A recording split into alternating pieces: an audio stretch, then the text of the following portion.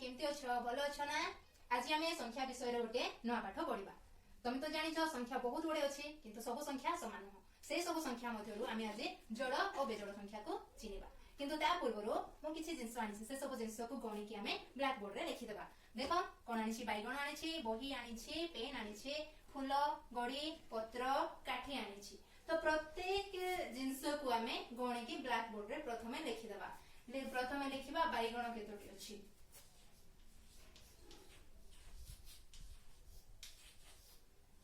बैगण अछि चारोटी। तापर अछि बही बही अछि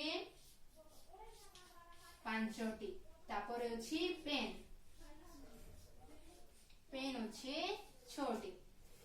तापर फूल फूल अछि नौटी। काठी अछि आठटी। पत्र अछि 14टी। आओ गोड़ी अछि 15टी। आमे एई सब जिंस को दी दीटा करी गणिबा। जेउ सब जिंस दी दीटा करी गणी हबो तार से संख्या चारिपटे आमे मुंडला बुलेइबा। जेउ जिंस दी दीटा करी गणिला परे गोटे बळका रहि जिवो तार चारिपटे गोल बुलेइबा नाही। तो प्रथमे आमे गणिबा बैगण। बैगण चारटा अछि तो दी दीटा करी गणी हबो आ बळका रहि नाही जोड़ संख्या। आउ जेउ संख्या चारिपटे आमे गोल बुलेइनु सेई सब संख्या को कहबा आमे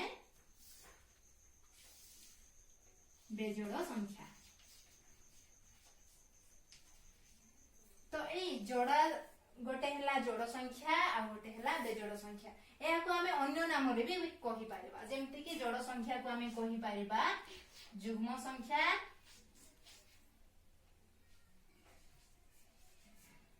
युग्म संख्या और बेजोड़ संख्या को कहिबा आमे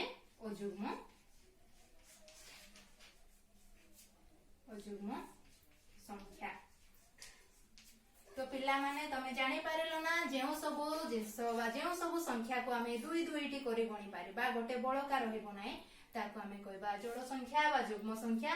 और जेउ संख्या दुई दुईटी करी गणी हबो नाही गोटे बळका रहि जिवो ताको कहबा आमे बेजोड़ संख्या बा अयुग्म संख्या। तो पिला माने बुझी पारलो ना जोड़ संख्या और बेजोड़ संख्या कोन।